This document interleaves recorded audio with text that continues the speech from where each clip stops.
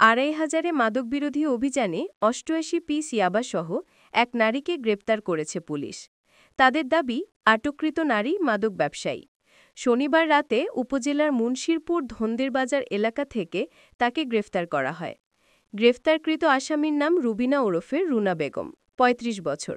তিনি ২,৫০০ উপজেলার মুন্সিরপুর থানাহাট এলাকার শামসুল হকের মেয়ে। পুলিশ দীর্ঘদিন ধরেই তার গতিবিধি পর্যবেক্ষণ করছিল বলে জানা যায়। ২,৫০০ থানার ইন্সপেক্টর অর্থাৎ অফিসার ইনচার্জ খন্দকার নাসির উদ্দিন জানান, গোপন সংবাদের ভিত্তিতে শনিবার রাতে পুলিশ মুন্সিরপুর এলাকায় অভিযান চালায়। এ সময় রুবিনা বেগমকে হাতে নাতে ইয়াবাসহ গ্রেফতার করা হয়।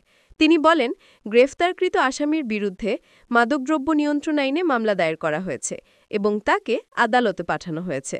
ওসি আরও জানান, মাদকের বিরুদ্ধে তাদের অভিযান অব্যাহত থাকবে এবং মাদক ব্যবসায়ীরা যত প্রভাবশালীই হোক না কেন তাদের ছাড় দেওয়া হবে না।